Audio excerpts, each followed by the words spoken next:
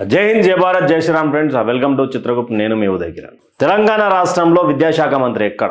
కనీసం దానిపై ఒక సమావేశాలు కూడా విద్యార్థులకు సంబంధించినటువంటి దాని మీద సమావేశాలు కానీ ప్రెస్ మీట్లు కానీ ఎక్కడ చూస్తలేం. ఎలాంటి నోటిఫికేషన్ కూడా ఇప్పటివరకు చూడలేదు. మనం విద్యాశాఖకు సంబంధించినటువంటి అధికారులతో ఏ రోజు కూడా సమావేశం పెట్టినటువంటి విద్యాశాఖ మంత్రి ఎవరు ఇంతకు?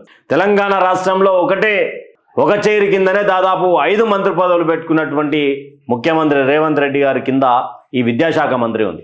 విద్యాశాఖ మంత్రి ఆయన ఏదో ప్రగల్భాలు పలుకుతూ ఉంటాడు. ప్రగల్భాలు పలుకుంటా ఇవన్నీ ముచ్చట పెడతా ఉంటాడు.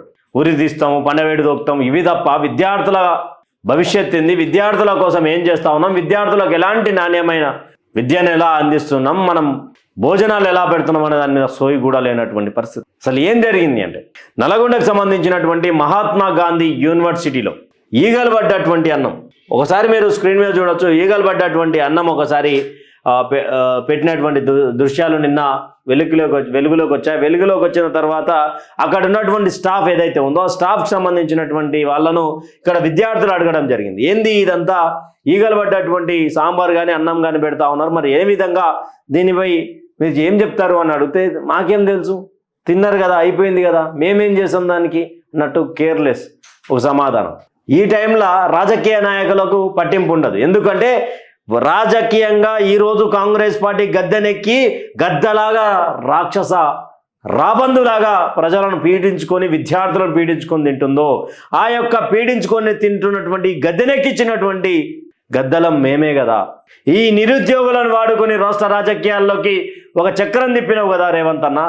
ఈరోజు కనీసం మీ మంత్రులు చావలెట్టు చిన్న చిన్న బీట్ బండ్లు, డాట్సన్ బండ్లు, చిన్నవి డాట్సన్ గో బండ్లు, ఫార్చ్యూనర్ ఇన్నోవాలు వాడినటువంటి చరిత్ర మర్చిపోయారు మీ మంత్రులు. ఈరోజు ఫార్చ్యూనర్ కార్లు ఏమంటారు ల్యాండ్ క్రూజర్లు బండ్లు రాగానే ఎవడైతే నీ కాంగ్రెస్ పార్టీ గద్దెనెక్కడానికి కారకులైన వాళ్ళకు ఈగలు అన్నం పెడతా ఉన్నారు. దీంట్లో టైటిల్ ఒకసారి చూడొచ్చు. ఓ పటేలా, మీ పాలన పనికి మాలిన మాటలు, పిల్లల అన్నంలో ఈగలు. ఎస్, ఆనాడు దొర చేసిందే మీరు చేస్తా ఉన్నారు. దొర ఏం సుఖమైనోడని నేను చెప్తలేం, కానీ ఇప్పటికీ మీరు పొద్దుగా లేస్తే ఆ దొర అని చెప్పి మాట్లాడతారు. మరి మీరు పటేళ్ళు కదా, మరి మీ పటేళ్ళ తత్వం ఏడిపోయింది, మీ పటేల్ పట్వారీ తత్వం ఏడిపోయింది.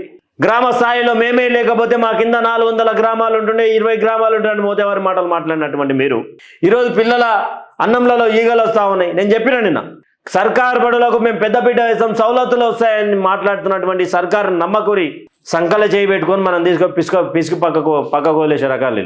అయ్యా సార్ అంటే దాదా ఈ రూమ్లోకి రా, పొందా పోయి నేను చేస్తుందా అని చెప్పి మాట్లాడతారు. ఈ సర్కారు ఏ సర్కారు ఉన్నా సౌలతులు ఉండవు. ప్రభుత్వ పాఠశాలల పూర్తిగా మొత్తంగా మన జీవితాలు, మన పిల్లల జీవితాలు ఇంతే. మనము ఇదే పురుగులన్నం తినాలి, ఇదే ఫుడ్ పాయిజన్లు కావాలి, మన పిల్లలు ఇదే హాస్పిటల్లో గవర్నమెంట్ హాస్పిటల్లో జాయిన్ కావాలి. కానీ ఉన్నోని పిల్లలు ఏనైనా గవర్నమెంట్ హాస్పిటల్ రాగా చూసినామా? ఉన్నోని పిల్లలు ఏనైనా ఇలాంటి హాస్టల్లో ఉన్నాడు చూసినామా? ఉండదు. వాని ఇంట్లో వాని కడుపున పుట్టినోడికి కడుపున వస్తే ఆ రోజు హాస్టల్లో జీవితాలు మారుతాయి, యూనివర్సిటీల జీవితాలు మారుతాయి. ఈగలన్నాని ఒకసారి వాళ్ళు తింటారేమో చూడురి. కనీసం నీ హాస్టల్లో ఉన్నటువంటి వాడని తింటాడా? కొమ్ములు వచ్చి ఉంటాయి కదా వానికి అధికారిగా. ఏమైంది అని అడిగితే నిర్లక్ష్య సమాధానం అంట. అంత నిర్లక్ష్యమైన సమాధానం ఎందుకో మరి, అంత చేతగాని తనం ఎందుకో మరి. పేదల పిల్లలు అంటే అంత పట్టింపు లేకుంటున్నామా? అయితే గతంలో ఈయన మాట్లాడినటువంటి మాటలు చూడురి. ఒక మాట అనొచ్చు లేదో తెలియదు నాకు, మళ్ళీ ఏమనంటే ఉరికొచ్చి మళ్ళీ అంటే నేను కేసు పెడతా అంటాడు. ఈ మాటలు ఎట్లుంటాయి అంటే అనగనగా ఒక మాటలు ఉంటుండే.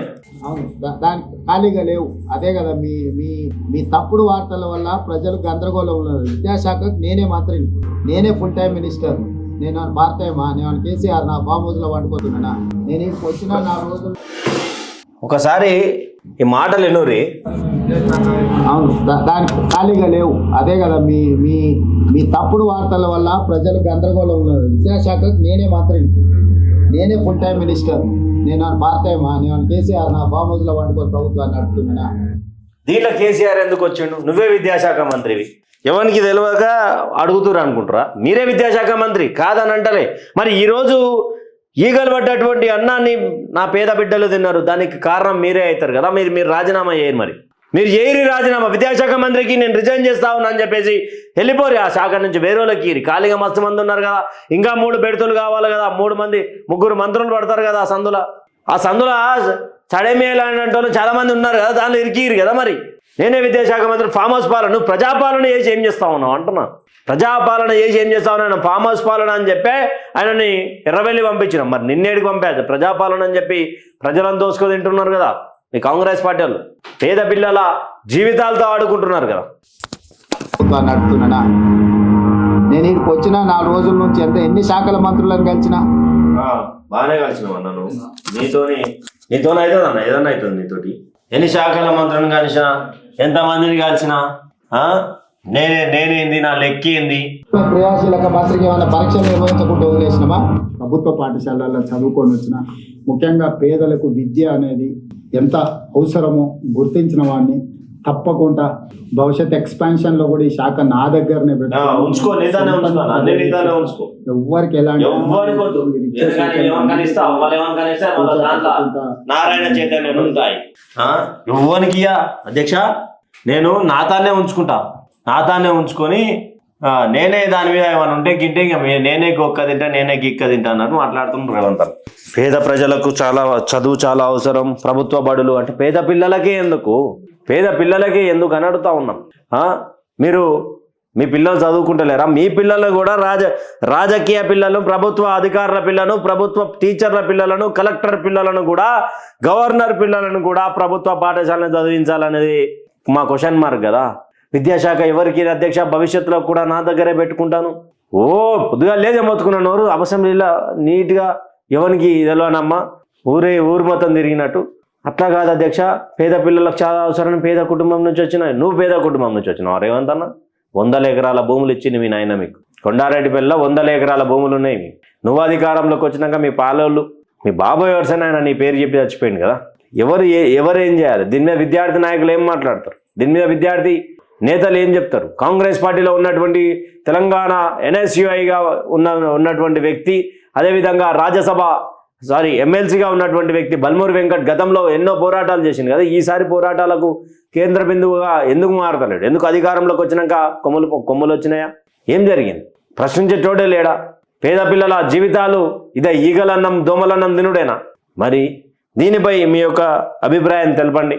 కాంగ్రెస్ పార్టీ వచ్చిన తర్వాత నిజంగా విద్యా వ్యవస్థ ఎలా ఉందో మీ యొక్క అభిప్రాయాన్ని కామెంట్ రూపం తెలుపుతూ ఈ యొక్క వీడియోని మీకు నచ్చినైతే నలుగురికి షేర్ చేయండి. Thank you. Stay tune with Chitragupt. Signing off మీ దగ్గర.